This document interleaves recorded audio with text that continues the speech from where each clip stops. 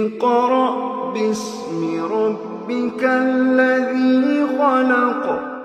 الحمد لله وكفى والصلاة والسلام على عباده الذين اصطفى اما بعد. میں سب سے پہلے آپ تمام کا اس نشست میں استقبال کرتا ہوں اور اللہ رب العزت سے میں دعا کرتا ہوں کہ اللہ تعالیٰ آپ کو ایمان و سنت کے ساتھ، خیریت اور عافیت کے ساتھ اور اپنی رضا کے ساتھ اس دنیا میں زندہ رکھے، اور جب ہم میں سے کوئی بھی شخص اس دنیا سے رخصت ہونے لگے تو اللہ تعالیٰ ایمان و سنت پر اس کا خاتمہ نصیب فرمائے. آج بھی انشاءاللہ اس نشست میں پچھلی نشستوں کی طرح 6 موضوعات سے متعلق گفتگو ہوگی. آج کا جو ہمارا سب سے پہلا موضوع ہے وہ ہے قرآن پاک کی تفسیر، جس میں ہم سورہ نساء کی کچھ آیات کی تفسیر پیش کرنے کی سعادت حاصل کریں گے انشاءاللہ. اعوذ باللہ من الشیطان الرجیم، بسم اللہ الرحمن الرحیم. ان الذين يأكلون اموال اليتامى ظلما انما يأكلون في بطونهم نارا وسيصلون سعيرا. يوصيكم الله في أولادكم للذكر مثل حظ الأنثيين فإن كن نساء فوق 2 فلهن ثلثا ما ترك، وإن كانت واحدة فلها النصف، ولأبويه لكل واحد منهما السدس مما ترك إن كان له ولد، فإن لم يكن له ولد وورثه أبواه فلأمه الثلث، فإن كان له إخوة فلأمه السدس من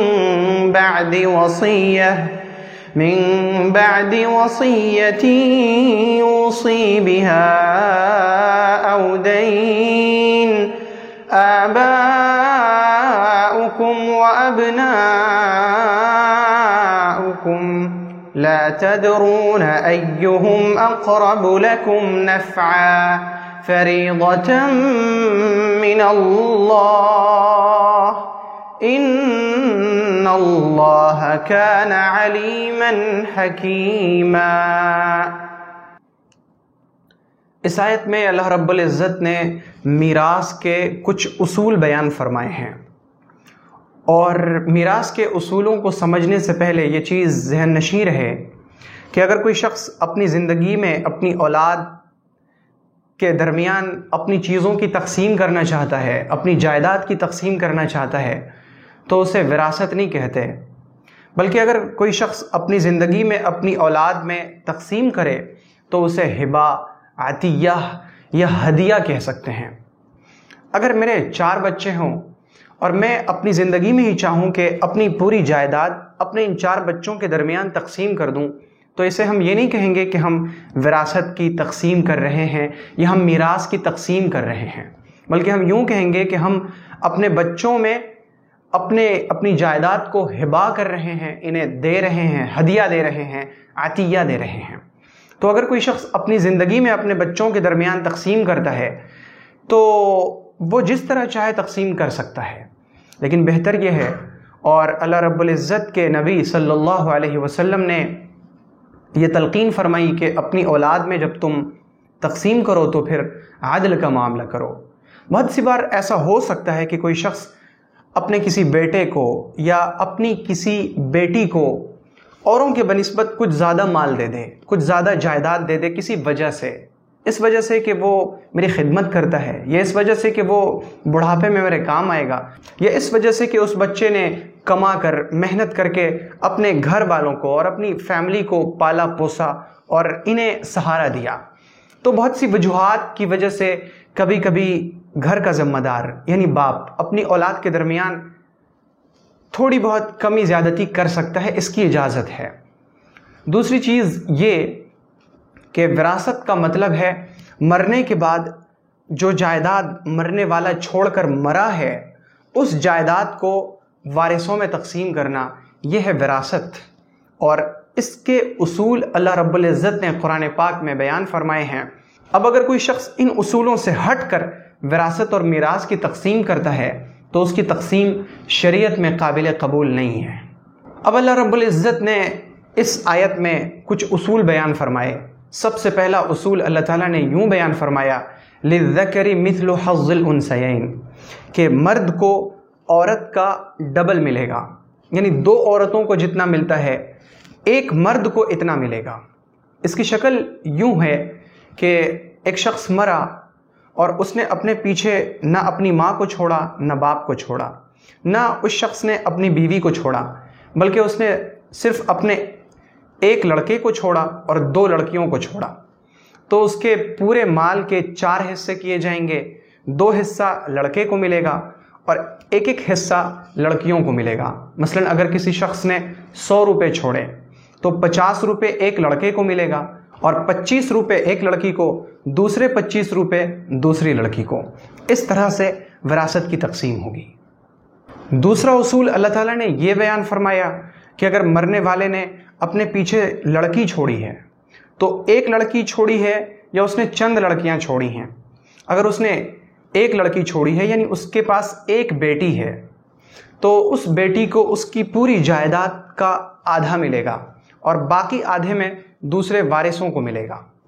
لیکن اگر اس نے اپنے پیچھے کئی لڑکیاں چھوڑی ہیں تو اس کی پوری جائیداد کا 2 تہائی ان لڑکیوں کو ملے گا اور باقی 1 تہائی میں دوسرے وارثوں کو ملے گا۔ مثلا اگر کسی شخص نے اپنے پیچھے 90 روپے چھوڑے اور اس نے 4 بیٹیاں چھوڑیں تو اس کے 60 روپے جو 2 تہائی بنتے ہیں، 2 تہائی 60 روپے اس کی لڑکیوں کو ملے گا اور باقی کے جو 30 روپے ہیں وہ دوسرے وارثوں میں تقسیم کیے جائیں گے۔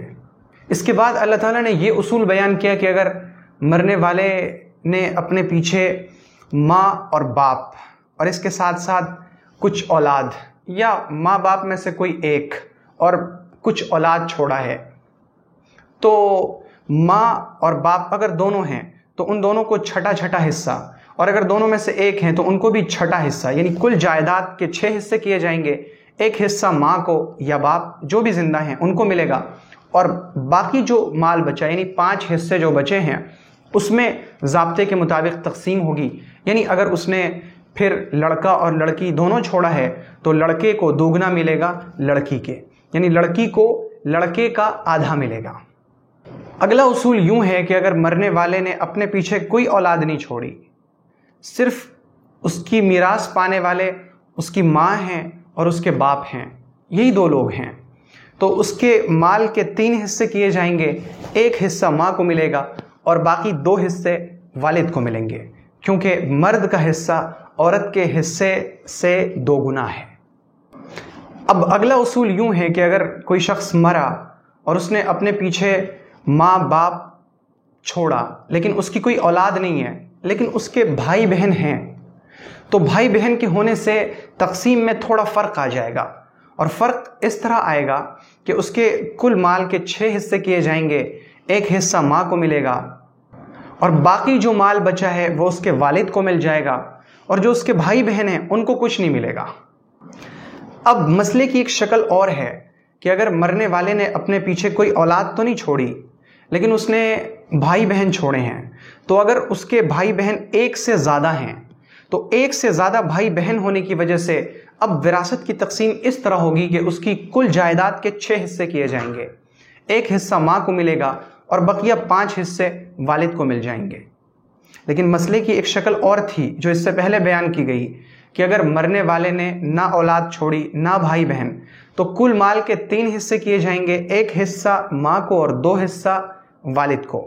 لیکن اگر اس کے بھائی بہن ہیں، 1 سے زائد بھائی بہن ہیں، تو 1 سے زائد بھائی بہن کے ہونے کی وجہ سے ان کو تو وراثت نہیں ملے گی، بھائی بہنوں کو وراثت نہیں ملے گی، البتہ ان کے ہونے کی وجہ سے ماں کا حصہ کم ہو جائے گا، یعنی تہائی سے کم ہو کر چھٹا حصہ ان کا بن جائے گا۔ تو اب مسئلے کا خلاصہ یہ ہوا کہ اگر مرنے والے نے صرف والدین کو چھوڑا تو 3 حصے کیے جائیں گے، 1 حصہ ماں کا اور 2 حصہ باپ کا۔ لیکن اگر مرنے والے نے اولاد تو نہیں چھوڑا، بھائی بہن چھوڑے ہیں جو 1 سے زیادہ ہیں، تو 6 حصے کیے جائیں گے اس کی جائیداد کے، 1 حصہ ماں کو اور بقیہ 5 حصے والد کو ملیں گے۔ لیکن اگر اس نے اپنے پیچھے ماں باپ کے ساتھ ساتھ صرف 1 بھائی یا 1 بہن کو چھوڑا ہے، تو 1 بھائی یا 1 بہن کے ہونے کی وجہ سے والدہ کا حصہ، ماں کا حصہ کم نہیں ہوگا، بلکہ اسے 1/3 ہی ملے گا، اور باقی 2 حصے والد کو ملیں گے، اور جو 1 بھائی یا 1 بہن ہے اسے کچھ نہیں ملے گا۔ اللہ رب العزت نے یہ تمام اصول بیان فرمانے کے بعد فرمایا آباؤکم و ابناؤکم لا تدرون ایہم اقرب لکم نفعا، تمہارے آباء و اجداد اور تمہارے بیٹوں میں سے تمہیں پتہ نہیں کہ نفع کے اعتبار سے تمہارے زیادہ قریب کون ہیں، یعنی تم میں سب سے زیادہ نفع اور فائدہ کن سے پہنچ سکتا ہے۔ اس کا مطلب یہ ہے کہ وراثت اور میراث کی تقسیم کو اللہ تعالیٰ نے تمہارے اختیار میں نہیں دیا، ورنہ تم دیکھتے کہ ہمیں جس سے زیادہ فائدہ پہنچنے والا ہے یا پہنچ رہا ہے اسے تم زیادہ دے دیتے، اور جس سے تمہیں کم نفع پہنچنے کی امید ہوتی اسے تم کم دیتے، اور یہ ممکن تھا کہ جس سے تم نے بہت زیادہ امید باندھ رکھی ہو وہ تمہیں بعد میں دھوکہ دے دیتا۔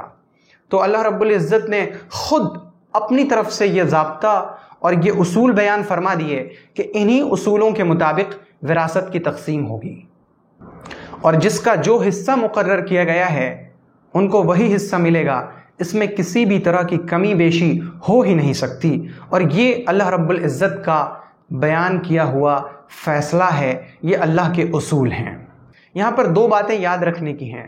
پہلی بات یہ کہ بہت سے لوگ اپنی زندگی میں اپنے کسی بیٹے کے سلسلے میں یا بیٹی کے سلسلے میں لکھوا دیتے ہیں کہ میں نے اسے عاق کر دیا ہے، یعنی اپنی وراثت سے محروم کر دیا ہے۔ اللہ رب العزت نے کسی انسان کو یہ اختیار نہیں دیا کہ اپنے کسی وارث کو اپنی وراثت سے محروم کر دے۔ اگر کوئی شخص یہ لکھوا دے کہ میں نے اس شخص کو اپنی وراثت سے محروم کر دیا، اسے میری موت کے بعد میری جائیداد میں سے کوئی حصہ نہ ملے، تو اس کے لکھوانے سے وہ شخص وراثت سے محروم نہیں ہوگا، بلکہ اگر شریعت کے اعتبار سے اس کا کوئی حصہ بنتا ہے تو اس شخص کے مرنے کے بعد اس کی جائیداد میں سے اس شخص کو حصہ ملے گا جسے اس شخص نے اپنی زندگی میں عاق یعنی محروم کر دیا تھا۔ پہلی بات تو یہ، اور دوسری بات یہ کہ اللہ رب العزت نے جو مردوں کا حصہ رکھا ہے وہ عورتوں سے جسٹ ڈبل رکھا ہے، عورتوں کے دوگنا، اور عورتوں کا حصہ مردوں سے آدھا رکھا ہے۔ اس میں بہت ساری حکمتیں ہیں۔ ایک حکمت تو یہ ہے کہ لڑکیوں کو یعنی عورتوں کو شوہر سے مہر ملتا ہے۔ دوسری چیز یہ کہ اولاد کی پرورش کی ذمہ داری عورتوں پر نہیں ہوتی، مردوں پر ہوتی ہے، یعنی ان کے اخراجات مردوں کے مقابلے میں کم ہیں، ان کی ذمہ داریاں مردوں کے مقابلے میں کم ہیں، اسی لیے ان کا حصہ بھی مردوں سے آدھا رکھا گیا، کیونکہ ان کے اخراجات، ان کے جو خرچ ہیں وہ کم ہیں۔ دوسری طرف مردوں کو دیکھا جائے کہ اسے اولاد کی پرورش بھی کرنی ہے، بیوی پر بھی خرچ کرنا ہے، بچوں پر بھی خرچ کرنا ہے، ساتھ ساتھ اپنی عورت کو مہر بھی دینا ہے، اسی وجہ سے مردوں کا حصہ عورتوں کے مقابلے میں دوگنا رکھا گیا ہے۔ یہ تو ہے اس آیت کی مختصر تفسیر اور اس میں بیان کیے ہوئے اصول کا بیان۔ اب آئیے جب ہم نے یہ اصول سمجھ لیے تو ہم اس کے ترجمے کو دیکھتے ہیں اور ساتھ ساتھ ان اصول کو سمجھنے اور سیکھنے کی کوشش کرتے ہیں۔ یوصیکم اللہ فی اولادکم، اللہ تعالیٰ یوصیکم، اللہ تعالیٰ تمہیں تاکید کرتا ہے فی اولادکم، تمہاری اولاد کے بارے میں، للذکر مثل حظ الانثیین، للذکر مرد کے لیے مثل حظ الانثیین، 2 عورتوں کے حصے کے برابر ہے، یعنی 2 عورتوں کو جتنا ملے گا ایک مرد کو اتنا حصہ ملے گا۔ فَإِن كُنَّ نِسَاءً فَوْقَ اثْنَتَيْنِ، پس اگر عورتیں ہوں فوق اثنتین، 2 سے زیادہ، یعنی مرنے والے نے اپنے پیچھے اولاد میں عورتوں کو چھوڑا، بیٹیوں کو، فَلَهُنَّ ثُلُثَ مَا تَرَكَ، تو ان کے لیے، ان عورتوں کے لیے اس کے چھوڑے ہوئے میں کا 2/3 ہے، یعنی اس کے مال کے 3 حصے کیے جائیں گے، 2 حصہ ان لڑکیوں کو ملے گا، لڑکیوں میں تقسیم ہوگا برابر طریقے پر، اور باقی کا جو 1 حصہ بچا ہے اس میں ضابطے کے حساب سے بقیہ وارثوں میں تقسیم ہوگی۔ وَإِن كَانَتْ وَاحِدَةً، اور اگر ایک ہو، یعنی اس شخص نے اپنے پیچھے صرف ایک بچی کو چھوڑا ہے، فَلَهَا النِّصْفُ، تو اس بچی کو، اس لڑکی کو، اس بیٹی کو پوری جائیداد کا آدھا ملے گا۔ ولی ابویہ، اور والدین کے لیے، لکل واحد منہما، ان دونوں میں سے ہر ایک کے لیے، السدس، چھٹا حصہ ہے، مما ترک، اس کے چھوڑے ہوئے مال میں سے، ان کان لہ ولد، اگر مرنے والے کے پاس بیٹا ہو۔ فإن لم یکن لہ ولد، یعنی اگر مرنے والے نے اپنے پیچھے بیٹے کو چھوڑا، اولاد اس نے چھوڑی، تو اب ماں اور باپ دونوں کو چھٹا چھٹا حصہ ملے گا۔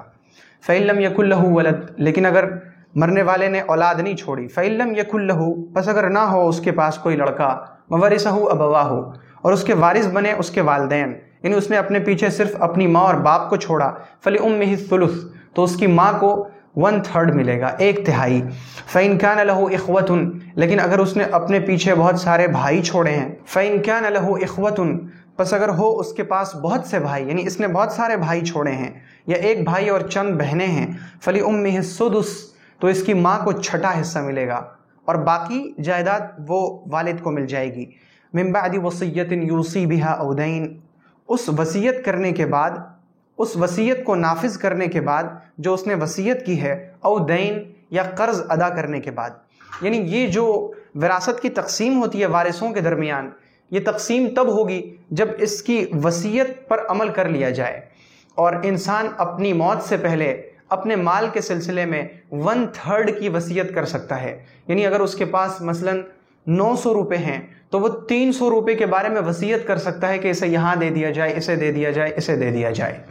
باقی 600 روپے کے بارے میں وصیت نہیں کر سکتا۔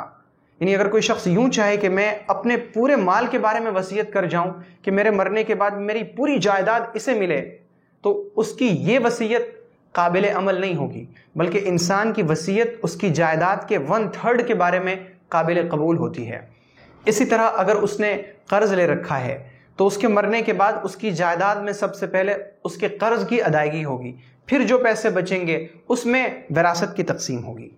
آباؤکم و ابناؤکم، تمہارے آباء و اجداد اور تمہارے بیٹے، لا تدرون ایہم اقرب لکم نفعا، لا تدرون، تم نہیں جانتے، ایہم اقرب لکم، کہ ان میں سے کون تمہارے زیادہ قریب ہیں نفع کے اعتبار سے، یعنی تم کو پتہ نہیں کہ تمہیں کس سے زیادہ فائدہ ملے گا۔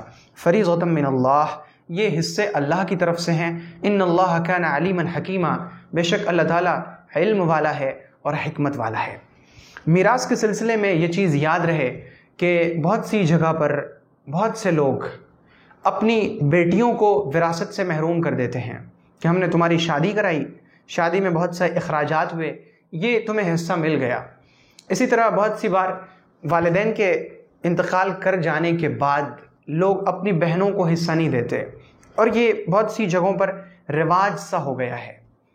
یاد رکھا جائے کہ اللہ رب العزت نے عورتوں کے بھی حصے رکھے ہیں مرنے والے کی جائیداد میں، یعنی اگر کسی کا والد مرا ہے تو جس طرح بیٹوں کا حق ہے والد کے مال میں، اسی طرح بیٹیوں کا بھی حق ہے۔ تو اپنی بیٹی کو وراثت سے محروم کر دینا یا اپنی بہن کو حصہ نہ دینا، یہ شرعاً ظلم ہے، ظلم ہے، اور اللہ تعالیٰ کے یہاں مواخذہ ہوگا، اللہ کے یہاں پکڑ ہوگی، اور پوچھا جائے گا کہ تم نے انہیں حصہ کیوں نہیں دیا۔ دوسری چیز یہ کہ اگر ہم کسی کا حصہ دبا کر اپنے پاس رکھ لیں اور پھر ہم اس کی آمدنی کو کھاتے ہیں تو گویا کہ ہم حرام کھا رہے ہیں، حرام پہن رہے ہیں، ہماری کمائی میں حرام کی ملاوٹ ہے۔ اور ایسے ہی موقع پر اور ایسے ہی سلسلے میں نبی اکرم صلی اللہ علیہ وسلم نے فرمایا کہ ایک شخص بڑا پریشان حال ہے، دعائیں کرتا ہے، اللہ تعالیٰ اس کی دعا قبول نہیں کرتا۔ ارے اس کا کھانا حرام، اس کا پینا حرام، اس کا پہننا حرام، اس کی دعا کہاں سے قبول ہوگی؟ تو ہم جو اپنی زندگی میں بہت سی بار پریشان ہوتے ہیں، وجوہات کچھ اسی طرح کی ہوتی ہیں کہ ہم نے اللہ رب العزت کے کسی حکم کو پس پشت ڈال رکھا ہوتا ہے، اور پھر ہم دعائیں کرتے ہیں، نمازیں پڑھتے ہیں، تہجد پڑھتے ہیں، ہماری دعائیں قبول نہیں ہوتی۔ ہمیں غور کرنے کی ضرورت ہے کہ ہم نے کوتاہی کہاں پر کی، کمی کہاں کی۔ تو یہ سورہ نساء کی اس آیت کی مختصر تفسیر اور اس میں بیان کیے ہوئے اصول سامنے آ سکے، اللہ رب العزت ہمیں حق بات کو حق سمجھنے کی اور باطل کو باطل سمجھنے کی توفیق دے، اور اللہ تعالی ہم سب کو اپنی مرضیات پر چلائے اور اپنی نامرضیات سے بچائے۔ اب جو ہمارا آج کا دوسرا موضوع ہے وہ ہے حدیث۔ حدیث کے موضوع میں ایمانیات کے تعلق سے صحیح بخاری کی حدیث ہے، عن ابی موسیٰ الاشعری رضی اللہ عنہ قال قال رسول اللہ صلی اللہ علیہ وسلم ما احد اصبر على اذى يسمعه من اللہ يدعون له الولد ثم يعافيهم ويرزقهم۔ سیدنا ابو موسیٰ اشعری رضی اللہ عنہ فرماتے ہیں کہ پیغمبر صلی اللہ علیہ وسلم نے فرمایا کہ تکلیف دینے والے کلمات سن کر اللہ تعالیٰ سے زیادہ صبر کرنے والا کوئی نہیں، کہ لوگ اللہ تعالیٰ کے لیے اولاد کا دعویٰ کرتے ہیں، پھر بھی اللہ تعالیٰ انہیں عافیت عطا کرتا ہے اور انہیں روزی دیتا ہے۔ اس حدیث میں پیغمبر صلی اللہ علیہ وسلم نے اللہ رب العزت کی ایک صفت حلم کا بیان فرمایا ہے کہ اللہ تعالیٰ کی بہت ساری صفات میں سے ایک صفت ہے حلم، بردباری۔ بردباری کا مطلب یہ ہے کہ اللہ تعالیٰ اپنے بندے کو بہت ساری چیزوں سے نوازتا ہے، بلکہ بندے کے پاس جتنی چیزیں ہیں سب کی سب اللہ کی دی ہوئی ہیں۔ انسان اپنے آپ میں غور کیوں نہیں کرتا؟ اس کا جسم، اس کی روح، اس کے جسم کا ایک ایک حصہ، اس کا ایک ایک عضو، اس کے جسم کی بناوٹ، اس کا حسن، اس کا جمال، اس کے جسم میں موجود ایک ایک چیز، آنکھ، ناک، کان، ایک ایک سیل، ڈی این اے، ہر چیز اللہ کا دیا ہوا ہے۔ یہ اللہ تعالیٰ نے انسان کے اندر ایک پروگرام فیڈ کر دیا ہے، اور اسی پروگرام کی وجہ سے انسان اپنے تمام کاموں کو انجام دیتا ہے۔ اور ان سب کے باوجود بندہ جب اللہ کی نافرمانی کرے، وہ شرک کرے، وہ گناہ کبیرہ کے ارتکاب کرے، والدین کی نافرمانی ہو، جھوٹ ہو، غیبت ہو، چغلی ہو، زنا ہو، حسد ہو، چوری ہو، جو کچھ بھی ہو، اللہ تعالیٰ بندے کو گناہ کرنے کے فوراً بعد سزا نہیں دے دیتا، بلکہ اللہ رب العزت درگزر کرتا ہے، چھوڑ دیتا ہے، ڈھیل دیتا ہے، مہلت دیتا ہے۔ تو یہی ہے بردباری، کہ نافرمانی کو دیکھنے کے باوجود اس پر سزا نہ دینا، بلکہ مہلت دے دینا، ڈھیل دے دینا، یہ ہے بردباری۔ تو اللہ کے نبی صلی اللہ علیہ وسلم نے اللہ رب العزت کی اسی صفت کا بیان اس حدیث کے اندر فرمایا کہ لوگوں کو آپ دیکھیں، حال یہ ہے کہ اگر کوئی شخص مجھے گالی دے دے، میں ایک بار اسے معاف کر دوں گا، دوسری بار ہو سکتا ہے کہ میں اسے معاف کر دوں، لیکن تیسری بار بھی اگر وہ شخص مجھے گالی دے گا تو میں اس سے بدلہ لینے کی فکر کرنے لگوں گا۔ اگر کوئی شخص مجھے نقصان پہنچائے، ہو سکتا ہے میں پہلی بار چھوٹے موٹے نقصان پر اسے کچھ نہ کہوں، دوسری بار ہو سکتا ہے کہ کچھ نہ کہوں، لیکن تیسری بار اور چوتھی بار میں چاہوں گا کہ میں اس سے بدلہ لوں اور سخت سے سخت بدلہ لوں، اور اسے وہ سبق سکھاؤں کہ پھر آئندہ اس کی جرأت نہ ہو مجھے تکلیف پہنچانے کی۔ یہ انسانوں کا حال ہے، لیکن اللہ رب العزت کا معاملہ یہ ہے کہ بندہ شرک کرتا ہے، اس کے ساتھ پتھر کو، اینٹ کو، مٹی کو، جانوروں کو شریک کرتا ہے۔ وہ جانوروں تک کو خدا سمجھ کر بیٹھ جاتا ہے، اس کے سامنے ماتھا ٹیکتا ہے، سجدہ کرتا ہے، نظر و نیاز پیش کرتا ہے، ان کے لیے قربانیاں دیتا ہے، لیکن اللہ ان تمام چیزوں کو دیکھ کر فوراً اسے سزا نہیں دیتا، بلکہ اللہ تعالیٰ اسے ڈھیل دیتا ہے، صبر کرتا ہے۔ آپ ذرا دیکھیے نا کہ اللہ وہ رب جس نے اس پوری کائنات کو محض اپنے کلمے کن سے پیدا فرمایا، اللہ نے کہا تو ہو جا، بس یہ کائنات ہو گئی۔ اور اتنی بڑی کائنات کہ اگر ہم اس کی بڑائی کے بارے میں تصور کریں تو ایسا لگتا ہے کہ ہمارا دماغ شل ہو جائے گا، دماغ کام کرنا بند کر دے گا کہ اتنی بڑی کائنات۔ آپ ذرا سوچئے تھوڑی دیر کے لیے کہ ہم جس زمین پر رہتے ہیں، اس زمین کا حجم اور سائز ہمارے سائز سے کتنا زیادہ بڑا ہے، یہ زمین ہم سے کتنی زیادہ بڑی ہے انسان کے مقابلے میں۔ لیکن پھر ذرا سورج کو دیکھیے کہ یہ سورج جو ہمیں روشنی دیتا ہے، یہ ہماری زمین سے کتنا بڑا ہے، اور یہ ہماری زمین سے کتنے فاصلے پر ہے۔ اس چیز کو سوچیں۔ پھر ذرا یہ دیکھیں کہ ہماری گلیکسی میں، ہماری کہکشاں میں جو موجود ستارے ہیں وہ کتنے بڑے ہیں، اور ایک ایک ستارے اتنے بڑے ہیں کہ اس ستارے کے ایک کنارے سے دوسرے کنارے تک روشنی کو آنے میں کروڑوں نوری سال لگ رہے ہیں، کروڑوں لائٹ ایئرس روشنی کو لگ رہا ہے ایک کنارے سے دوسرے کنارے تک پہنچنے میں۔ یہ تو گلیکسی میں موجود ایک ایک ستارے کا حال ہے، تو پھر ذرا سوچئے کہ گلیکسی کتنی بڑی ہوگی، اور اس طرح کی کروڑوں ارب گلیکسیز ہماری اس یونیورس میں موجود ہیں، اس کائنات میں، جہاں تک آج تک ہم پہنچ سکے ہیں۔ اور ہم کائنات کے جس حصے تک اب تک پہنچے ہیں وہ پوری تمام کی تمام کائنات کا کروڑواں حصہ بھی نہیں ہے، بلکہ اس سے بھی کم ہے۔ اور اللہ رب العزت نے قرآن پاک میں اعلان فرما دیا وَالسَّمَاءَ بَنَيْنَاهَا بِأَيْدٍ وَإِنَّا لَمُوسِعُونَ، کہ ہم نے آسمان کو اپنے ہاتھوں سے پیدا کیا اور ہم اسے پھیلا رہے ہیں۔ اور سائنسداں بھی کہتے ہیں کہ کائنات ہر وقت پھیل رہی ہے، تو یہ جو پھیل رہی ہے یہ کتنی بڑی ہے۔ اور پھر اگر آپ چھوٹے سے چھوٹے کا اندازہ کریں کہ اللہ تعالیٰ نے اس کائنات میں چھوٹی سے چھوٹی چیزیں کیا بنائی ہیں، ایک ایٹم کو لے لیں کہ اگر ہم کسی جگہ پر سوئی کو رکھتے ہیں تو اس سوئی کی نوک کے نیچے کروڑوں اربوں ایٹمز آ جاتے ہیں کہ ہم تصور نہیں کر سکتے کہ وہ ایٹم کتنا چھوٹا ہوگا۔ تو اگر ہم بڑائی کو سوچیں تو بھی ہمارا دماغ کام کرنا بند کرنے لگتا ہے، اگر ہم چھوٹائی کو سوچیں تو بھی ہمیں بڑی حیرانگی کا سامنا کرنا پڑتا ہے۔ اس کائنات کو پیدا کرنے والا وہ کتنا عظیم ہے، اور اس عظیم رب کے بارے میں جب لوگ کہتے ہیں کہ عیسیٰ اللہ کا بیٹا ہے، تو آپ ذرا تصور کیجئے کہ اللہ کو کتنا برا لگتا ہے، اللہ تعالیٰ کو بندہ کس قدر تکلیف پہنچاتا ہے جب وہ کسی اور کے سامنے سجدہ کرتا ہے، جب وہ کسی اور سے مانگتا ہے، جب وہ کسی اور کے در پر جاتا ہے۔ اللہ کو کیسا لگتا ہے کہ میرا بندہ مجھے چھوڑ کے اس کے پاس جا رہا ہے، جبکہ یہ تو میری مخلوق میں بہت ادنا سی مخلوق ہے۔ تو پیغمبر صلی اللہ علیہ وسلم نے فرمایا کہ سب سے زیادہ تکلیف کی باتوں کو سن کر صبر کرنے والا یعنی بردباری والا، سزا نہ دینے والا، بدلہ نہ لینے والا اللہ ہے۔ کہ لوگ اللہ تعالیٰ کے لیے بیٹا بھی کہتے ہیں، لوگ کہتے ہیں کہ اللہ کا بیٹا ہے عیسیٰ، لوگ کہتے ہیں کہ عزیر اللہ کا بیٹا ہے، لوگ کہتے ہیں کہ فرشتے اللہ کی بیٹیاں ہیں۔ ان تمام تکلیف کی باتوں کو سن کر بھی اللہ تعالیٰ انہیں سزا نہیں دیتا، بلکہ اللہ انہیں رزق بھی دیتا ہے اور عافیت بھی دیتا ہے۔ تو یہ اللہ رب العزت کی ایک صفت ہے، حلم اور بردباری۔ تو ہمیں چاہیے کہ ہم اللہ تعالیٰ کی اس صفت پر ایمان لائیں۔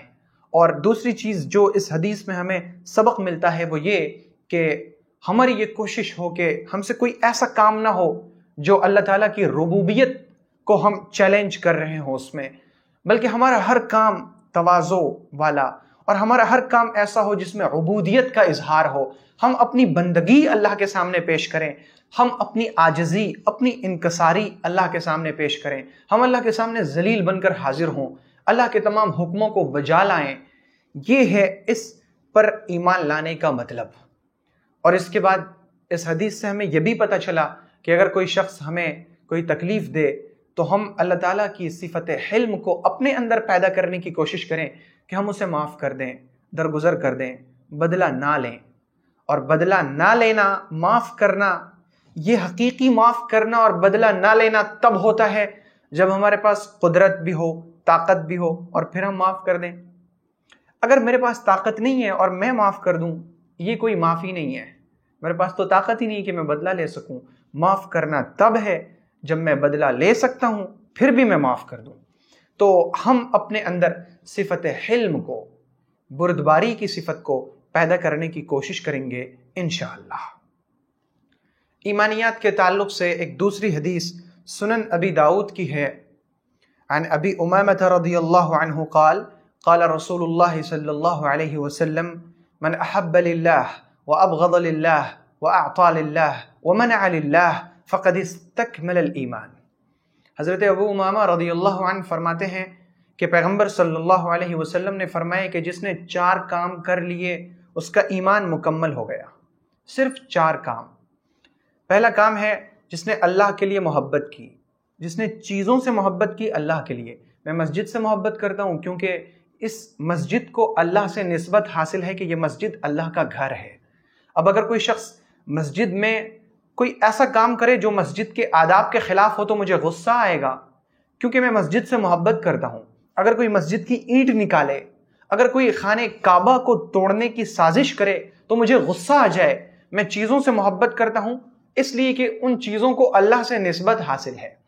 تو جس نے اللہ کے لیے محبت کی، چیزوں سے بھی اور لوگوں سے بھی، میں ان سے محبت کرتا ہوں۔ کیوں؟ کیونکہ یہ اللہ کے بہت فرما بردار ہیں۔ میں ان سے محبت کرتا ہوں۔ کیوں؟ کیونکہ یہ دین کے علم والے ہیں۔ میں ان سے محبت کرتا ہوں۔ کیوں؟ کیونکہ یہ تقوی والے ہیں۔ میں ان سے محبت کرتا ہوں کیونکہ یہ صدقہ والے ہیں۔ میں ان سے محبت کرتا ہوں کیونکہ یہ خدمت خلق والے ہیں۔ میں ان سے محبت کرتا ہوں کیونکہ یہ خیر کے کام کرنے والے ہیں۔ تو اللہ کے لیے محبت کرنا، چیزوں سے بھی اور لوگوں سے بھی۔ وَأَبْغَضَ لِلَّهِ، اور جس نے نفرت کیا اللہ کے لیے، میں اس سے نفرت کرتا ہوں۔ کیوں؟ کیونکہ اسے بار بار سمجھایا گیا نماز پڑھو، نماز پڑھو، شراب چھوڑو، یہ شراب چھوڑتا ہی نہیں، مجھے اس شخص سے نفرت ہے۔ میں اس سے نفرت کرتا ہوں۔ کیوں؟ کیونکہ یہ قطع رحمی کرتا ہے، رشتہ داری کو توڑتا ہے، تو میں اس سے نفرت کرتا ہوں۔ میں اس سے نفرت کرتا ہوں۔ کیوں؟ کیونکہ یہ معاشرے میں فساد پھیلاتا ہے۔ میں اس سے نفرت کرتا ہوں۔ کیوں؟ کیونکہ یہ لوگوں کے درمیان نفرت پیدا کرتا ہے۔ تو لوگوں سے نفرت کرنا، اسی طرح سے چیزوں سے نفرت کرنا۔ مجھے شراب سے نفرت ہے کیونکہ یہ میرے رب کو ناپسند ہے۔ مجھے موسیقی کے آلات سے نفرت ہے، مجھے گٹار سے نفرت ہے کیونکہ یہ اللہ کو ناپسند ہے۔ مجھے گانوں سے نفرت ہے، گانوں کی ویب سائٹ سے نفرت ہے۔ کیوں؟ کیونکہ یہ میرے رب کو ناپسند ہے۔ تو چیزوں سے اور لوگوں سے نفرت کرنا اللہ کے لیے، تو یہ ہے دوسری چیز۔ اور تیسرا کام ہے وَأَعْطَى لِلَّهِ، اور دے اللہ کے لیے۔ میں اسے دیتا ہوں۔ کیوں؟ کیونکہ اللہ کا حکم ہے کہ اسے دو۔ میرا جی نہیں چاہتا ہے، یہ شخص بہت مجھے تکلیف دے چکا ہے، لیکن پھر بھی میں اسے دے رہا ہوں۔ کیوں؟ کیونکہ اللہ کا حکم ہے کہ اپنے رشتہ داروں کو دو، میں اسے دے رہا ہوں۔ وَمَنَعَ لِلَّهِ، اور روک دے اللہ کے لیے، میں اسے نہیں دوں گا۔ کیوں نہیں دوں گا؟ میں اس لیے نہیں دوں گا کہ اگر میں اسے پیسے دوں گا تو یہ اس پیسے سے شراب پیے گا۔ میں اگر اسے پیسے دوں گا تو یہ اس پیسے سے گانے بجائے گا۔ میں اگر اس کو یہ پیسے دوں گا تو یہ اس پیسے سے ایسے کام کرے گا جس کی وجہ سے معاشرے میں فتنہ اور فساد پیدا ہوگا۔ تو دوں اللہ کے لیے، نہ دوں تو اللہ کے لیے۔ تو جس شخص نے یہ چار کام کر لیے، محبت اللہ کے لیے، نفرت اللہ کے لیے، دینا اللہ کے لیے، اور روک دینا، نہ دینا اللہ کے لیے، فقد استکمل الایمان، تو اس نے اپنے ایمان کو مکمل کر لیا۔ یعنی یہ چار چیزیں علامت ہیں کہ اگر کسی شخص کے اندر یہ چار چیزیں پائی جائیں تو اس کا مطلب یہ کہ اس شخص کا ایمان مکمل ہے۔ الحمدللہ۔ تو اب یہ حدیث ہمارے لیے ایک طرح کا معیار ہے اپنے آپ کو ناپنے کا۔ ہم بہت سی بار سوچتے ہیں نا کہ میرے اندر ایمان ہے یا نہیں، میرے اندر ایمان ہے تو کتنا ہے، میرے اندر ایمان کی کیفیت ہے تو بہت اعلیٰ درجے کی ہے یا ادنا درجے کی ہے۔ تو ہم اس حدیث کے معیار کے مطابق اپنے آپ کو ناپنے کی، تولنے کی کوشش کریں۔ ہم دیکھیں کہ میں چیزوں سے اور لوگوں سے اللہ کے لیے محبت کرتا ہوں یا نہیں۔ میرے دل میں جو نفرت ہے وہ میرے لیے تو نہیں ہے، اللہ کے لیے نفرت ہونی چاہیے۔ میں دیکھوں کہ میں اگر کسی کو دیتا ہوں تو اس لیے دیتا ہوں تاکہ لوگ مجھے اچھا کہیں، یا اس لیے دیتا ہوں کہ یہ اللہ کا حکم ہے۔ اگر میں کسی کو نہیں دیتا ہوں تو یہ ہماری ذاتی دشمنی کی وجہ سے تو نہیں ہے۔ اگر میں نہ دوں تو میرے پیش نظر یہ رہے کہ اللہ کا حکم ہے کہ مت دو۔ تو ہم اس طرح سے اپنے ایمان کو ناپ سکتے ہیں۔ تو یہ ایمانیات کے تعلق سے بڑی اہم حدیث ہے، اور ضرورت اس کی ہے کہ ہم اس معیار کے مطابق اپنے ایمان کو لانے کی کوشش کریں۔ اور جب ہم یہ ارادہ کر لیں گے کہ ہم ان باتوں پر عمل کرنے والے ہوں تو پھر اللہ تعالیٰ ہمارے لیے عمل کرنا آسان کر دے گا۔ اللہ خود فرماتا ہے وَالَّذِينَ جَاهَدُوا فِينَا لَنَهْدِيَنَّهُمْ سُبُلَنَا، جو لوگ ہمارے راستے میں مجاہدہ کرتے ہیں، محنت کرتے ہیں نا، لَنَهْدِيَنَّهُمْ سُبُلَنَا، ہم ان کے لیے اپنے راستے کو آسان کر دیتے ہیں۔ تو آئیے ہم کوشش کریں، انشاءاللہ اللہ ہمارے لیے راستے کو آسان کر دے گا۔ تو یہ حدیث کے تعلق سے کچھ گفتگو سامنے آ سکی۔ آج کا جو ہمارا تیسرا موضوع ہے وہ ہے فقہ۔ فقہ میں اس سے پہلے کچھ چیزوں کا بیان آ چکا۔ اب جو آج ہم گفتگو کریں گے وہ ہے وضو اور غسل۔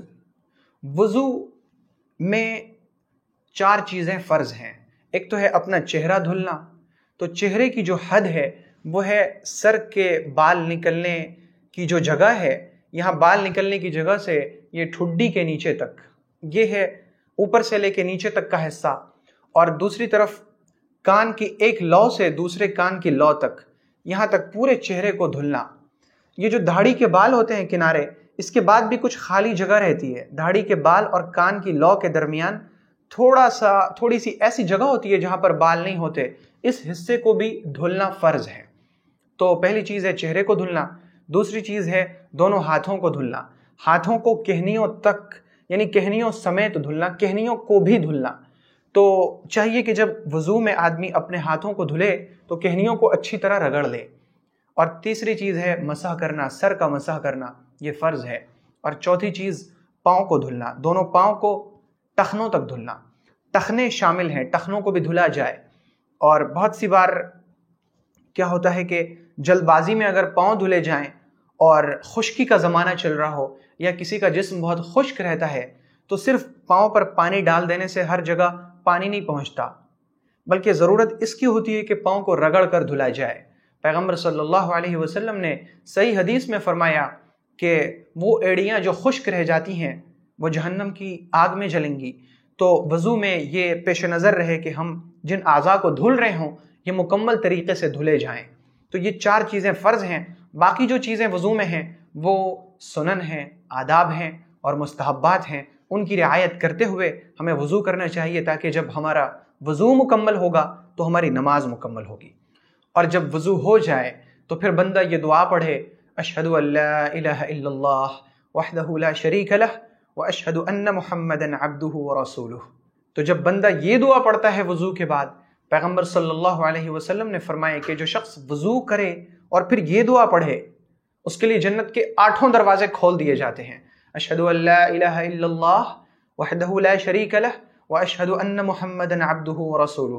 اور دوسری روایات میں اس طرح ہے، اشہد ان لا الہ الا اللہ واشہد ان محمدا عبدہ ورسولہ۔ تو جو بھی پڑھ لیا جائے، الفاظ اور کلمات مختلف حدیثوں میں مختلف طرح سے مروی ہیں، جو بھی پڑھا جائے سب کے لیے بشارت ہے کہ جو شخص وضو کے بعد ان کلمات کو کہہ لے گا اس کے لیے جنت کے 8 دروازے کھول دیے جائیں گے۔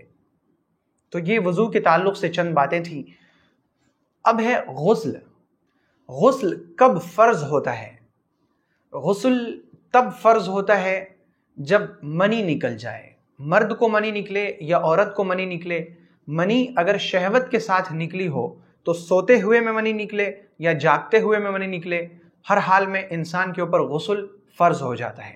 اگر کوئی شخص سویا اور اس نے خواب دیکھا اور جب وہ جاگا تو اس نے دیکھا کہ منی نہیں نکلی ہے تو پھر اس کے اوپر غسل فرض نہیں، بلکہ جس شخص نے تری پائی جاگنے کے بعد اس نے دیکھا کہ اس کے کپڑے خراب ہو چکے ہیں تو پھر اس شخص پر غسل کرنا فرض ہے۔ بہت سی بار انسان کی منی بیماری کی وجہ سے نکل جاتی ہے، تو جس شخص کی منی بیماری کی وجہ سے نکلے، وہ منی کود کر نہ نکلے، شہوت کے ساتھ نہ نکلے، بلکہ بیماری کی وجہ سے نکل جائے تو اس شخص پر غسل فرض نہیں ہوتا۔ اسی طرح غسل تب فرض ہوتا ہے جب مرد کی شرمگاہ عورت کی شرمگاہ کے اندر داخل ہو جائے۔ تو مرد کی شرمگاہ کا عورت کی شرمگاہ کے اندر داخل ہو جانا، اس کی وجہ سے غسل فرض ہو جاتا ہے۔ منی نکلے یا نہ نکلے، صرف شرمگاہ کا اندر داخل ہو جانا یہ غسل کے فرض ہونے کے لیے کافی ہے۔ اسی طرح سے عورت کو اگر حیض آ جائے یا نفاس یعنی ولادت کے بعد کی جو حالت ہوتی ہے اسے نفاس کہتے ہیں، تو نفاس کا خون اور حیض کا خون اس کے آنے کی وجہ سے عورت ناپاک ہو جاتی ہے۔ تو اس طرح کے لوگ یعنی جس کی منی نکل جائے یا مرد کی شرمگاہ عورت کی شرمگاہ میں داخل ہو جائے تو وہ مرد اور عورت دونوں، یہ حیض والی عورت اور نفاس والی عورت، یہ عورتیں اور یہ مرد ناپاک ہیں۔ اب ان کے لیے کچھ چیزیں منع ہو جاتی ہیں، جیسے یہ لوگ مسجد کے اندر داخل نہیں ہو سکتے، اگر بہت سخت ضرورت ہو تو صرف مسجد سے گزرنے کی اجازت ہے، لیکن مسجد کے اندر داخل ہونا، وہاں جا کر بیٹھنا یا کوئی کام کرنا یہ جائز نہیں۔ اسی طرح مرد اور عورت ناپاکی کی حالت میں قرآن پاک کو چھو نہیں سکتے۔ اللہ تعالیٰ نے فرمایا لا یمسہ الا المطہرون، کو قرآن کو صرف پاک لوگ ہی چھو سکتے ہیں، اور بعض احادیث میں بھی پیغمبر صلی اللہ علیہ وسلم نے اس کی ممانعت فرمائی ہے کہ وہ مرد اور عورت جو ناپاک ہیں وہ قرآن پاک کو نہ چھوئیں۔ اسی طرح قرآن پاک کی تلاوت، اس سلسلے میں جمہور علماء کا یعنی امت میں سے اکثر علماء کی رائے یہ ہے کہ جنابت کی حالت میں، ناپاکی کی حالت میں قرآن پاک پڑھنا صحیح نہیں ہے۔ لیکن اس سلسلے میں بعض دوسرے علماء ہیں جن کی تعداد بہت کم ہے، ان کا خیال ہے کہ عورت اور مرد ناپاکی کی حالت میں قرآن پاک کی تلاوت کر سکتے ہیں۔ یہاں پر یہ یاد رہے کہ قرآن پاک کی تلاوت مرد اور عورت اگر ناپاک ہوں تو ان کے لیے جمہور علماء کے نزدیک جائز نہیں، لیکن اگر کوئی عورت حیض یا نفاس کی حالت میں ہو اور وہ قرآن پاک کی کچھ آیتوں کو ذکر اذکار کے طور پر پڑھنا چاہے، جیسے صبح کے وقت یا شام کے وقت سورہ فلق، سورہ ناس، آیت الکرسی، سورہ فاتحہ، ان کو پڑھنا چاہے تو اس کی اجازت ہے۔ جمہور علماء کے یہاں ان عورتوں کو یہ صورتیں اور یہ آیتیں جو اذکار کے طور پر پڑھی جاتی ہیں، ان کو پڑھنے کی اجازت ہے۔ تو اب جب آدمی جنابت کی حالت میں ہو یعنی ناپاک ہو تو اس پر غسل فرض ہو جاتا ہے۔ اب اسے چاہیے کہ وہ غسل کرے، نہائے۔ غسل میں 2 چیزیں بنیادی طور پر سب کے ہاں فرض ہیں۔ پہلی چیز تو ہے نیت کرنا، غسل کی نیت کرنا، کیونکہ تمام عبادتوں کے صحیح ہونے کے لیے نیت ضروری ہے۔ تو نیت کرنا، نیت کہتے ہیں دل کے ارادے کو۔ اب جب آدمی غسل کرنے کے لیے جا رہا ہے تو گویا کہ اس کی نیت ہی ہے کہ میں غسل کروں گا، تو یہ نیت کرنا۔ اور دوسری چیز ہے پورے جسم پر پانی بہانا، جسم کے تمام حصے پر پانی بہانا، اور اس طرح سے پانی بہانا کہ جسم کا کوئی حصہ خشک اور سوکھا ہوا نہ رہے۔ اس طور پر پانی بہا دینے سے انسان پاک ہو جاتا ہے۔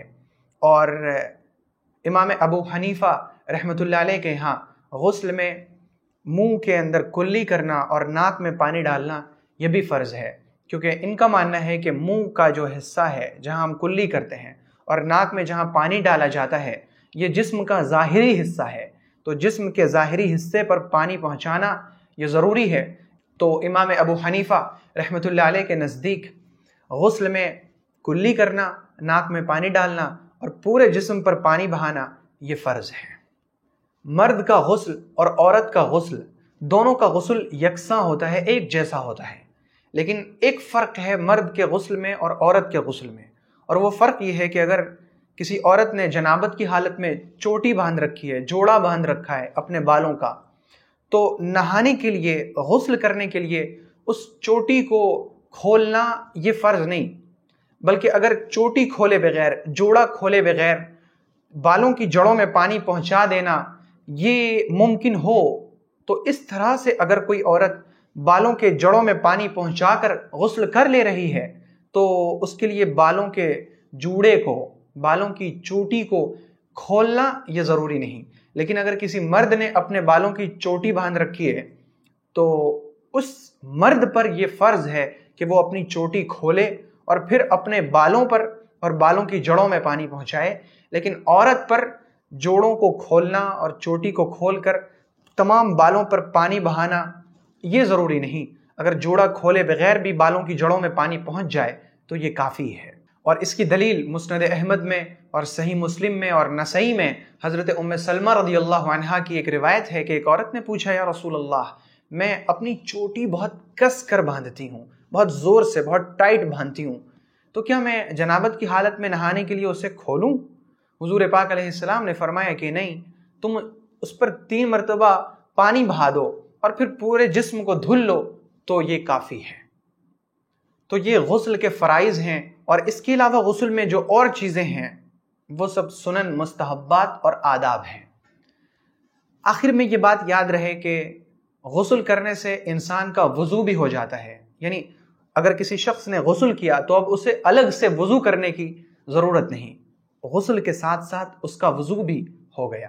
تو یہ فقہ کے موضوع میں مختصر سی گفتگو سامنے آ سکی۔ آج کا جو ہمارا اب اگلا موضوع ہے وہ ہے نبی اکرم صلی اللہ علیہ وسلم کی سیرت۔ سیرت کے موضوع میں ہم نے یہ جانا کہ پیغمبر صلی اللہ علیہ وسلم اکثر غار حرا میں تشریف لے جایا کرتے اور وہیں خلوت نشیں رہا کرتے، تنہائی میں بیٹھے اللہ کی کبریائی میں، اللہ تعالیٰ کی تخلیقات میں غور و فکر کیا کرتے، اور یہ تدبر اور تفکر اللہ کے نبی صلی اللہ علیہ وسلم کے لیے عبادت تھی۔ ایک دن کیا ہوا کہ آپ علیہ السلام غار حرا میں ہی تشریف فرما تھے کہ ایک فرشتہ آیا، اور اس فرشتے نے آ کر پیغمبر علیہ السلام سے کہا اقرأ، پڑھ۔ حضور پاک علیہ السلام نے فرمایا ما انا بقاری، مجھے پڑھنا نہیں آتا۔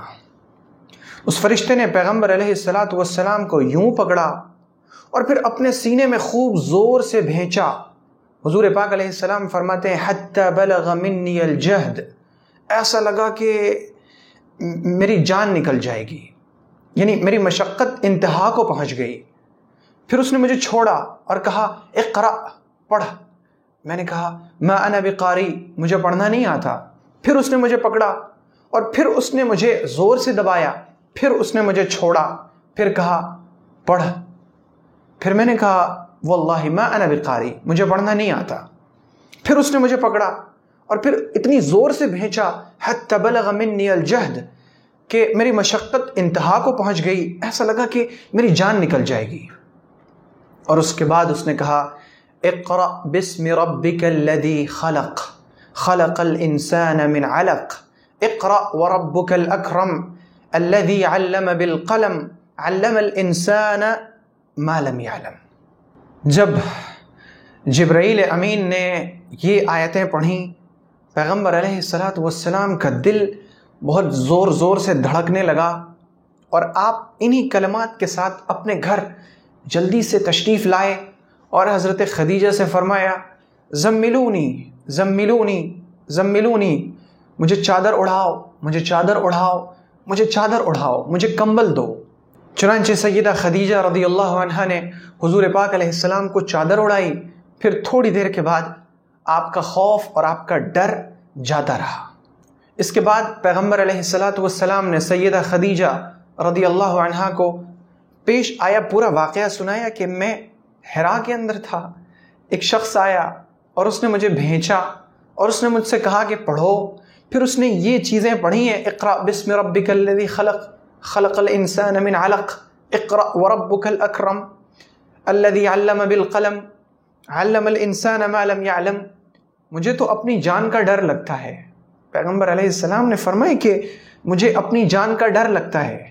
تو حضرت خدیجہ نے فرمایا کلا کلا واللہ ما یخزیک اللہ ابدا انک لتصل الرحم وتحمل الکل، کہ اللہ کی قسم میرے محبوب، اللہ آپ کو کبھی رسوا نہیں کرے گا، آپ کو کبھی اللہ تعالیٰ ضائع نہیں ہونے دے گا۔ آپ تو لوگوں کی مدد کرتے ہیں، آپ رشتہ داری کو جوڑتے ہیں، آپ تو تھکے ہوں کا بوجھ اٹھاتے ہیں، آپ تو درماندوں کی مدد کرتے ہیں، آپ تو مہمانوں کی میزبانی کرتے ہیں، آپ مصیبت زدوں کی مدد کرتے ہیں، اللہ آپ کو کبھی رسوا نہیں کرے گا۔ تو یہ سیدہ خدیجہ رضی اللہ عنہا نے نبی اکرم صلی اللہ علیہ وسلم کو پہلی وحی کے بعد جو خوف کی ایک کیفیت تھی اس میں بہت بڑا دلاسا دیا۔ سیدہ خدیجہ نے بڑی تسلی دی، اور پھر نبی اکرم صلی اللہ علیہ وسلم کو بہت تسلی ملی، آپ کو بہت افاقہ ہوا، آپ کے دل کے اندر جو ایک طرح کا خوف آ گیا تھا، جو انسان کی فطری چیز ہوتی ہے، وہ خوف جاتا رہا۔ اس کے بعد سیدہ خدیجہ رضی اللہ عنہا نبی اکرم صلی اللہ علیہ وسلم کو لے کر اپنے چچیرے بھائی ورقہ ابن نوفل کے پاس لے گئیں۔ ورقہ ابن نوفل یہ سیدہ خدیجہ کے چچیرے بھائی تھے، اور وہ عیسائی ہو چکے تھے، اور انہیں عبرانی لکھنا بھی آتا تھا۔ اللہ انہیں جس قدر توفیق دیتا وہ انجیل لکھا بھی کرتے تھے۔ تو جب ورقہ ابن نوفل کے پاس سیدہ خدیجہ رضی اللہ عنہا نبی اکرم صلی اللہ علیہ وسلم کو لے گئیں اور حضور پاک علیہ السلام نے پورا ماجرا ان سے کہہ سنایا، تو ورقہ نے کہا کہ ارے یہ تو وہی ناموس ہے، یہ تو وہی شخصیت ہے جو حضرت موسیٰ کے پاس آیا کرتی تھی، یہ تو وہی ہے جو موسیٰ کے پاس آتے تھے۔ کاش کہ میں اس وقت تمہارے ساتھ ہوتا جب تمہاری قوم تمہیں نکال دے گی، مکہ تمہیں چھوڑنا پڑے گا۔ پیغمبر علیہ السلام کو یہ بات بہت عجیب لگی کہ مجھے مکہ کے سارے لوگ چاہتے ہیں، ایسا کیا ہوگا کہ مجھے مکہ کے لوگ مکہ سے باہر نکال دیں گے؟ پیغمبر علیہ السلام نے بڑے تعجب خیز انداز میں فرمایا او مخرجیہم، کیا یہ لوگ مجھے نکال دیں گے؟ ورقہ ابن نوفل جنہیں آسمانی کتابوں کا علم تھا، انہیں معلوم تھا کہ اللہ کے آخری نبی کو ہجرت کرنی ہوگی، مدینہ جانا ہوگا. تو ورقہ ابن نوفل نے کہا کہ ہاں، مکہ والے تمہیں مکہ سے باہر نکال دیں گے، کاش کہ میں اس وقت ہوتا تو میں آپ کی خوب پرزور مدد کرتا.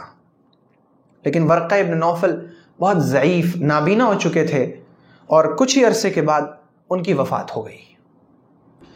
تو یہ ہے پہلی وحی کا واقعہ، جب اقرأ بسم ربک الذی خلق سورہ علق کی ابتدائی 5 آیات نازل ہوئیں. پھر جب نبی اکرم علیہ السلام سے خوف کی یہ کیفیت جاتی رہی تو پھر آپ کو شوق ہونے لگا کہ وہ جو آیا تھا وہ پھر آئے اور پھر مجھے میرے رب کا پیغام سنائے. ایک عرصے تک وحی کا یہ سلسلہ بند رہا، وحی نہیں آئی، وحی کا سلسلہ منقطع رہا. ایک دن پیغمبر علیہ السلام فرماتے ہیں کہ میں جا رہا تھا تو مجھے ایک آواز آئی. میں نے اپنی نگاہ اوپر اٹھائی تو میں نے دیکھا کہ افق پر، آسمان کی بلندی پر ایک شخص کرسی پر بیٹھا ہے اور وہ اتنا بڑا ہے کہ اس کا ایک پر مشرق میں ہے تو دوسرا مغرب میں. مجھے اسے دیکھ کر بہت ڈر لگا اور میں زمین کی طرف جھک گیا. پھر اس نے مجھے کچھ آیتیں پڑھ کر سنائیں. تو یہ نبی اکرم علیہ السلام کی نبوت کے وقت کے ابتدائی حالات ہیں. اس کے بعد پھر کچھ آیتیں نازل ہوتی ہیں جس میں اللہ تعالیٰ اپنے نبی صلی اللہ علیہ وسلم کو دعوت کا اور تبلیغ کا حکم فرماتے ہیں، جن کا تذکرہ انشاءاللہ ہم اگلی نشستوں میں کرنے کی کوشش کریں گے. اب جو آج کا ہمارا 5واں موضوع ہے وہ ہے تزکیہ. تزکیہ میں آج ہم سیکھیں گے ایک صفت حلم کے بارے میں. ہم نے حدیث کے موضوع میں یہ جانا کہ حلم کا مطلب ہے کہ بدلہ کی طاقت اور قوت کے باوجود معاف کر دینا. اور یہ ہوگا کیسے، اسے ہم جانیں گے تزکیہ کے موضوع میں. حلم یعنی بردباری، بدلہ کی طاقت ہوتے ہوئے معاف کر دینا، درگزر کر دینا، جانے دینا، چھوڑ دینا، یہ ہے بردباری. اس صفت کو ہمیں اپنے اندر پیدا کرنے کی ضرورت ہے، اور یہ صفت ہمارے اندر پیدا اس طرح سے ہوگی کہ ہم اپنے گناہوں کو سوچا کریں کہ ہم جو گناہ کرتے ہیں، ہم پر جو اللہ کی عبادت کا حق ہے وہ حق ہم ادا نہیں کر پاتے. تو کیا ایسا ہوتا ہے کہ اللہ ہمیں فوراً پکڑ لیتا ہے؟ ہم نے ایک گناہ کیا، اللہ نے فوراً پکڑ لیا، یا اللہ تعالیٰ درگزر کر دیتا ہے، معاف کر دیتا ہے؟ ہم سوچا کریں. جب ہم سوچیں گے تو ہم اس نتیجے پر پہنچیں گے کہ نہیں، اللہ تو ہمیں بہت معاف کرتا ہے. تو ہم غور کریں کہ جب اللہ ہمیں معاف کر دیتا ہے تو ہم اللہ کے بندوں کو کیوں نہ معاف کریں، ہم اللہ کے بندوں سے کیوں نہ درگزر کریں، جبکہ اللہ کے نبی صلی اللہ علیہ وسلم نے فرمایا الراحمون یرحمہم الرحمن تبارک وتعالی ارحموا من فی الارض یرحمکم من فی السماء، کہ رحم کرنے والوں پر رحمان رحم کرتا ہے، تم زمین والوں پر رحم کرو، آسمان والا یعنی اللہ تم پر رحم کرے گا. تو جس طرح ہم یہ چاہتے ہیں کہ اللہ تعالیٰ ہمارے گناہوں کو معاف کر دے، اللہ ہم سے یہ چاہتا ہے کہ ہم لوگوں کو معاف کر دیں. اللہ تعالیٰ نے جب اچھے لوگوں کی صفات بیان کی تو اللہ نے فرمایا والعافین عن الناس، کہ اچھے لوگ وہ ہیں جو دوسروں کو معاف کر دیں. تو ہم اپنے اندر حلم کی، بردباری کی صفت پیدا کریں، اور بردباری کی جب صفت پیدا ہوگی تو اس کے نتیجے میں ہم لوگوں کو معاف کریں گے، اور جب ہم لوگوں کو معاف کریں گے تو اللہ ہمیں معاف کرے گا. اس سلسلے میں میں نے اپنے والد ماجد کے عمل کو بہت بے مثال دیکھا ہے. کبھی بھی کسی شخص کے خلاف اپنے دل میں کسی طرح کی کوئی بات نہیں رکھتے. بہت بار ایسا ہوا کہ میں نے بہت سے حالات کا ان سے ذکر کیا، بہت لمبی باتیں میں نے ان کے سامنے رکھی کہ میرے ساتھ ایسا ہوا، فلاں نے یہ کوتاہی کی، فلاں نے مجھے اس طرح سے تکلیف پہنچائی، یہ ہوا.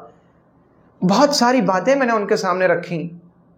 انہوں نے پوری بات کو سنجیدگی سے سنا اور پھر انہوں نے بس ایک آیت میرے سامنے پڑھ دی، خذ العفو وأمر بالعرف وأعرض عن الجاہلین. خذ العفو، معاف کرو، وَأْمُرْ بِالْعُرْفِ اچھائیوں کا حکم کرو، وَأَعْرِضْ عَنِ الْجَاهِلِينَ جو ناواقف لوگ ہیں ان سے دور ہی رہو۔ بس میری تمام شکایتوں کو سن کر انہوں نے ایک آیت میرے سامنے رکھ دی اور یہی ان کی تمام نصیحت ہو گئی۔ یعنی میری جو تمام شکایتیں تھیں ان تمام شکایتوں کو سن کر بس انہوں نے ایک چھوٹا سا جملہ کہا اور تمام کی تمام شکایتوں کا مداوع ہو گیا، تمام شکایتوں کو حل مل گیا۔ اور یہ صرف ان کا قول ہی نہیں ہے بلکہ ان کا عمل ہے کہ وہ کبھی بھی اپنے دل میں دوسروں کے خلاف کوئی بات نہیں رکھتے، دوسروں کے خلاف کبھی وہ اپنے دل میں کوئی بات رکھتے ہی نہیں۔ آج تک میں نے ایک بار بھی ان کی زبان سے غیبت نہیں سنی، کسی کی برائی، کسی کے بارے میں کوئی بات کہہ دینا، یہ تو ان کی عادت ہی نہیں ہے۔ جبکہ میں نے دیکھا کہ ان پر بہت سے لوگوں نے بہت سے ظلم کیے، ان کے حقوق میں کوتاہی کی، اور ان کا جو درجہ تھا، ان کا جو مرتبہ تھا، ان کا جو حق تھا، لوگوں نے ان کے حق کو مارا، ان کو دبانے کی کوشش کی، لیکن انہوں نے ہمیشہ سب کو یکسر معاف کر دیا۔ اور اس سلسلے میں میرے شیخ کا بھی یہی معمول ہے، وہ ہمیشہ اس جملے کو مجھ سے کہتے ہیں کہ تم گواہ رہو کہ میں نے اللہ کے لیے ان تمام لوگوں کو معاف کر دیا ہے جن کی وجہ سے کسی بھی طرح مجھے کسی بھی قسم کی کوئی بھی تکلیف پہنچی ہے، اور میں اللہ کو گواہ بناتا ہوں کہ میری وجہ سے قیامت کے دن کوئی بھی شخص نہ پکڑا جائے، میری وجہ سے کسی کا مواخذہ نہ ہو۔ تو ہم معاف کرنے کا معمول بنائیں، ہم لوگوں کو معاف کریں، ہم درگزر کریں۔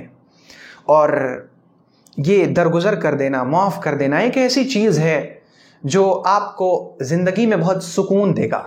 جب آپ سونے کے لیے بستر پہ جائیں تو آپ بہت سارے کام کرتے ہوں گے، آپ سورہ ملک پڑھتے ہوں گے، آپ اذکار پڑھتے ہوں گے، آپ سورہ بقرہ کی آخر کی 2 آیات پڑھتے ہوں گے، بہت سارے کام کرتے ہوں گے۔ ایک کام اور کریں، اور وہ کام یہ کہ ایک بار اپنی زبان سے کہیں، اے میرے رب، میں نے ان تمام لوگوں کو معاف کر دیا جنہوں نے میرے حق میں کسی بھی طرح کی کوتاہی کی، جن سے مجھے کسی بھی طرح کی کوئی بھی تکلیف پہنچی ہے، میں نے سب کو آپ کی رضا کے لیے، آپ کی خوشنودی کے لیے معاف کر دیا ہے۔ آپ گواہ رہیے گا۔ آپ جب اس طرح لوگوں کو معاف کر کے سوئیں گے، نیند بہت سکون کی آئے گی اور زندگی بڑی مسرت اور خوشی کے ساتھ گزرے گی۔ آپ بھی اس کا تجربہ کریں اور میں بھی اس کا تجربہ کرتا ہوں، اور ہم سب مل کر اللہ سے یہ دعا کریں کہ اللہ تعالیٰ اس بہترین صفت کو ہمارے اندر پیدا فرمائے۔ آج کا جو ہمارا آخری موضوع ہے وہ ہے تجوید۔ تجوید کے کچھ موٹے اصول، رولز ہم نے سیکھے۔ آج ہم اعوذ باللہ اور بسم اللہ کو تجوید کے ساتھ سیکھیں گے انشاءاللہ۔ اعوذ باللہ من الشیطان الرجیم، بسم اللہ الرحمن الرحیم۔ اعوذ، یہ حمزہ ہے، کیونکہ اس سے پہلے میں عرض کر چکا ہوں کہ جس الف پر زبر زیر یا پیش ہو اسے الف نہیں کہتے، حمزہ کہتے ہیں۔ اعوذ، اعوذ، عین کا مخرج یہ حلق ہے، اعوذ، ذو، ذال کا جو مخرج ہے وہ زبان کی نوک اور اوپر والے دانتوں کی نوک۔ اعوذ، ذال کو ہم باریک رکھیں گے۔ بہت سی بار ذال کو اگر موٹا کر دیا جائے تو یہ تجوید کے قاعدے کے خلاف ہو جاتا ہے اور اس کا حسن جاتا رہتا ہے۔ تو ہم پڑھیں گے اعوذ باللہ، اعوذ، ذال کو ہم باریک رکھیں گے۔ اعوذ باللہ، باللہ میں جو اللہ ہے، اللہ کا قاعدہ ہم نے سیکھا تھا کہ اللہ سے پہلے اگر زیر ہو تو اللہ کا لام باریک ہوگا، اور اللہ سے پہلے اگر پیش یا زبر ہو تو اللہ کا لام وہ پر ہوگا، یعنی موٹا ہوگا۔ تو باللہ، اللہ کے لام سے پہلے با کے نیچے زیر ہے۔ باللہ، باللہ یہ غلط ہے، صحیح ہے باللہ من الشیطان، من الشیطان، طا یہ موٹی آواز نکلتی ہے، من الشیطان الرجیم، رجیم اس کو کھینچیں گے کیونکہ یا سے پہلے اگر زیر ہو تو یا کو تھوڑا سا کھینچتے ہیں، تو رجیم میں یا سے پہلے زیر ہے، اسی لیے اس کو کھینچیں گے۔ اعوذ باللہ من الشیطان الرجیم، بسم اللہ، سین، یہ شین نہیں ہے، سین، بسم اللہ، بسم اللہ میں جو اللہ ہے اس اللہ کے لام کو باریک رکھیں گے کیونکہ اللہ سے پہلے میم کے نیچے زیر ہے۔ بسم اللہ الرحمن، رحمہ میں جو را ہے اس را کو ہم پر کریں گے کیونکہ را کے اوپر زبر ہے، را کے اوپر زبر یا پیش ہو تو را پر ہوتی ہے۔ رحمن الرحیم، نررحیم، رحیم کی را بھی پر ہوگی کیونکہ را کے اوپر زبر ہے، اور رحیم میں یا کو کھینچیں گے کیونکہ یا سے پہلے زیر ہے۔ اعوذ باللہ من الشیطان الرجیم، بسم اللہ الرحمن الرحیم۔ تو آج کی نشست میں الحمدللہ ان 6 موضوعات سے متعلق یہ گفتگو ہو سکی۔ اللہ رب العزت سے یہ دعا ہے کہ اللہ رب العزت ہم سب کو حق سمجھنے کی اور باطل کو باطل سمجھنے کی توفیق عطا فرمائے اور ہم سب کو اپنی مرضیات پر چلائے۔ اللہ تعالی ہم سب سے اپنے دین کی خدمت لے لے اور ہمیں اپنی دین کی خدمت کے لیے قبول فرما لے۔ آپ اللہ کی امان میں رہیں اور اللہ نے چاہا تو انشاءاللہ پھر اگلی نشست میں ملاقات ہوگی۔ السلام علیکم ورحمۃ اللہ وبرکاتہ۔